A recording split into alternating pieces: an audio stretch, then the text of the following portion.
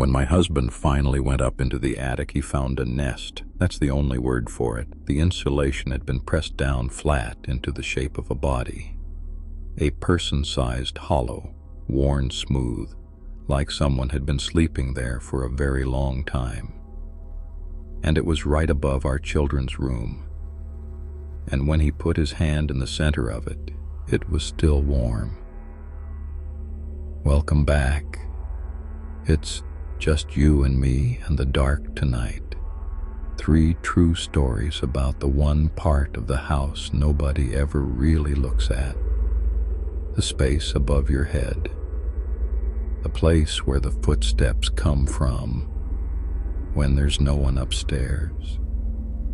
Let's begin. We bought our first real house when our kids were little.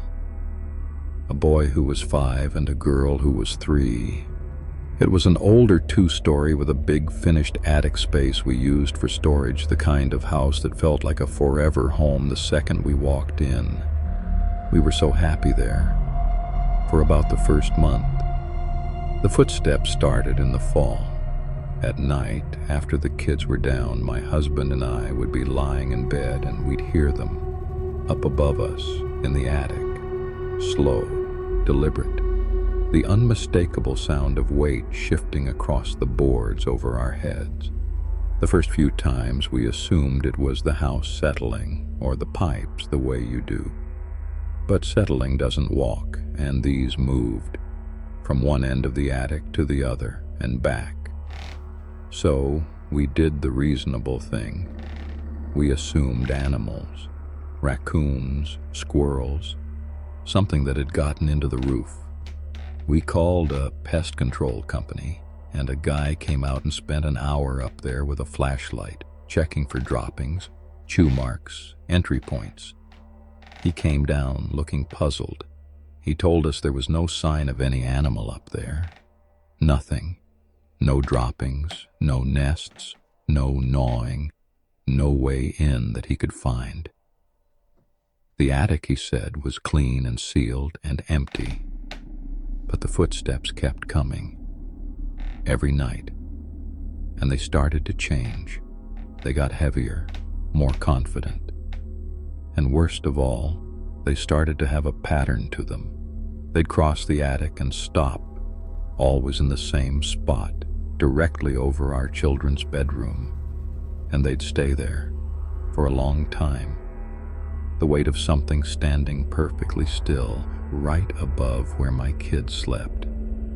I started sleeping in the kids' room after that, on the floor between their beds and the door, telling my husband it was because our daughter had been having bad dreams. The truth was, I couldn't stand the thought of that spot above their heads being all that stood between them and whatever was up there. And lying on that floor in the dark, I heard it more clearly than I ever had from our own room, not just footsteps. Sometimes in the deep part of the night, a slow dragging sound like something being pulled across the attic boards. And once, only once, I heard a thing I've never told anyone because it doesn't make sense, and it frightens me even to say it out loud. A soft voice up there in the dark above me, humming, the tune my own mother used to sing to me when I was small, a tune I had hummed to my own children in that very room 100 times. Something up there had been listening to us, and it had learned the song. I stopped being able to explain it away. And my little boy started saying things at breakfast that turned my stomach. He said the attic man watched him sleep. He said the attic man had a face like ours, but wrong, and that he came down at night and stood by the bed and just looked, and that he told my son not to tell. I told myself it was a nightmare, a phase, an imaginary friend. I told myself that right up until the night my husband decided he'd had enough, and he pulled down the attic ladder and he went up with a flashlight to end it. He was up there a long time, too long. And when he came down, his face was gray, and he told me to take the kids to my mother's right then in the middle of the night and not to ask questions until they were out of the house. So I did.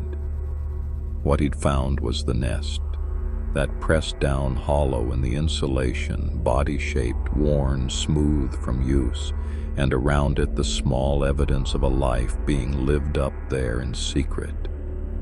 Empty bottles, wrappers from food out of our own pantry, a phone charger plugged into a junction box that belonged to none of us, and worst of all, a spot where the insulation had been cleared away from a gap in the boards, a gap that looked directly down through the ceiling into our children's room. There was a smooth patch worn into the wood there, where someone had lain on their stomach for hours, for who knows how many nights, watching my children sleep. And the nest was warm, which meant that whoever lived up there had been up there in the dark when my husband climbed the ladder and had gotten out, somehow, somewhere, in the few seconds before the flashlight found the nest. The police came. They searched the whole attic, the whole house. They found the nest, the wrappers, the worn patch over the kid's room, all of it. But they never found him, and they never found how he was getting in and out, because that sealed, clean, empty attic had no entrance anyone could locate. Not one. We sold the house.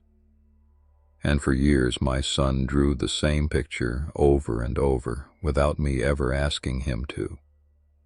A house, and above the house, in the little triangle of the attic, a stick figure lying flat on its stomach, looking down.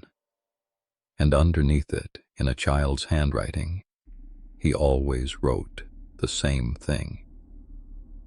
He's still up there. That little boy was right more often than his mother wanted to believe. The next house had the same kind of window, that small, useless triangle of glass at the very top of the roof, and a face that had no business looking in through it. Her house was a tall, narrow Victorian, 3 full stories with a little decorative gable window right at the very top, up in the peak of the roof.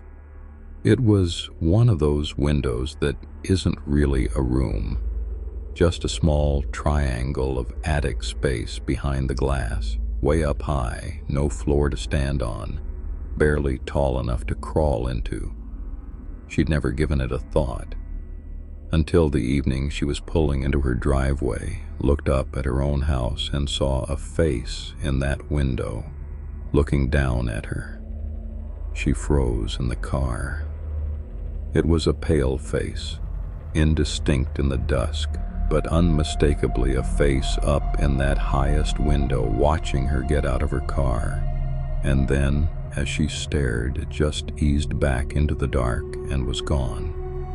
Her heart was slamming. She ran inside, went straight up to the attic, pulled herself up into that cramped triangle of space by the little window, and there was nothing, no one, no room to stand, no place to hide, a layer of undisturbed dust on the sill.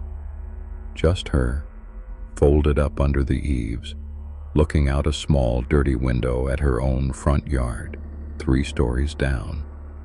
She told herself it was a trick of the light, a reflection, a neighbor's face caught in the glass at a strange angle. And she almost let it go. But it kept happening. Always at dusk. Always when she came home. She'd pull in and glance up. She couldn't help it now. And some nights, there it was. The pale face high up in the peak of the roof, looking down at her. And every time she ran up to check, the attic was empty and undisturbed. She stopped coming home after dark for a while. She'd time her drive, so she pulled into the driveway while it was still light out, so she wouldn't have to see that window against a black sky. But even in daylight, she found herself doing the thing you do with a sore tooth. She couldn't not look. She'd glance up, quick, hating herself for it. And most days there was nothing, just an old window and the peak of an old roof. And then, every week or so, there it would be, that pale smudge of a face, high up, patient, aimed straight down at her. And the not knowing when it would show itself was almost worse than the face. She started to feel like it was choosing when to let her see it, like it was rationing itself out, a glimpse at a time, keeping her looking up at that window for the rest of her life. The night it broke her, she'd set up a plan. She had a friend wait down in the yard with a phone, watching that top window, while she climbed up into the attic and pressed her own face to the inside of the glass so they could compare, so she could prove to herself that a face at that window was just a person in the attic, that there was an ordinary explanation. She pressed her face to the glass, and her friend, down in the yard, went white and dropped the phone and screamed at her to get out of the house. Because her friend could see her face in the window, yes. But her friend could also see another face, right beside hers, on the outside of the glass, pressed up against it from the other side, level with her own, 3 stories up, on the outside of a window with nothing beneath it but a straight drop. Something had its face against the glass, looking in at her an inch away the whole time. She never went back up to that attic. She moved within the year, and to this day, when she drives past a tall old house at dusk and sees a little window in the peak of the roof, she keeps her eyes on the road, because she knows now that the highest, emptiest windows are exactly the ones you should never, ever look up at. Some things wait at the window, others wait in the boxes you only open once a year. The last family tonight kept finding their Christmas decorations rearranged in the attic, a small, patient audience gathering every December around one empty chair. She stored the Christmas decorations up in the attic, like everyone does, a stack of plastic tubs sealed with lids, packed away each January and pulled down each December. And the first December in that house, she went up to get them and found that one of the tubs was already open.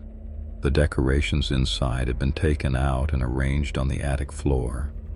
Specifically, a set of little Christmas figurines, carolers, a nutcracker, that kind of thing, had been stood up in a neat little group, all of them facing a single empty chair she kept up there, like an audience, like a tiny congregation seated before a throne.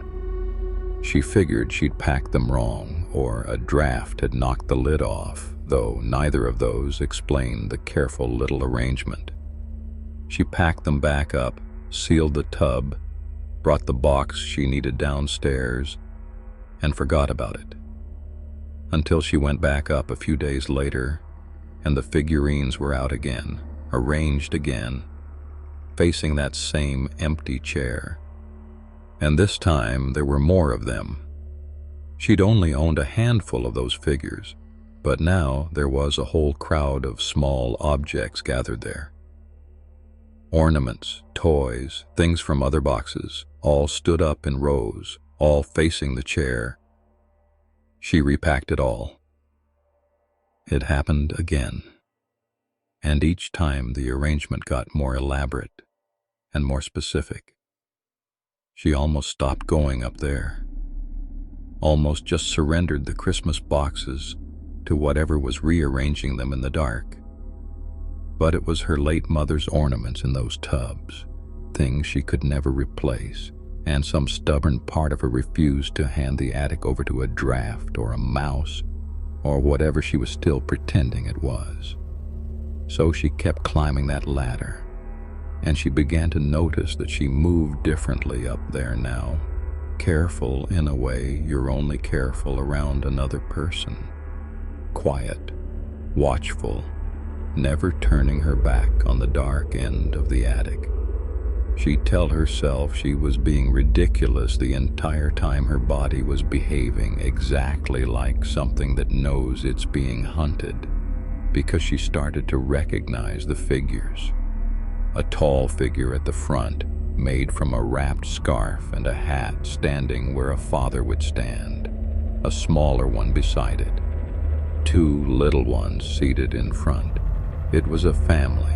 It was, she realized with a slow horror, her family, posed in miniature out of objects from her own attic, all of them facing that empty chair. And in the last arrangement she ever found, there was one more figure than there should have been. Her husband, her two kids, and then set apart from the little family group, off to the side, facing them, seated in a small chair of its own that she did not own and had never seen before. There was a fifth figure, taller than the rest, made of things she didn't recognize, watching her little family the way you'd watch a scene you'd built yourself. She was still staring at it when she heard the sound behind her in the dark of the attic, the soft, patient sound of something shifting its weight to get a better look at her. She did not turn around. She went down that ladder so fast she fell the last few feet, and she never went back up. They hired someone to clear the attic out. He told them it was empty, just boxes and one old chair. But she had never owned a chair up there at all, and when she asked him to describe it, and he did, she recognized it. It was the small chair, the extra one, the one the fifth figure had been sitting in. They left the decorations behind when they moved, all of them. Some things, she told me, you don't bring into your next home. Some audiences you just leave in the dark and hope they're still watching the empty chair and not the door you walked out of. That's all for tonight. If this one made you glance up at your ceiling, then you already know what to do. Subscribe and hit that bell. There's a brand new true horror story here every single night, and you will not want to miss the next one. Give this video a like so it finds the next person lying awake in the dark, and share it with someone who keeps their Christmas boxes in the attic. I'll be right here tomorrow night when the lights go down. Sleep well, if you can. Like, share, and subscribe for daily horror stories every single day.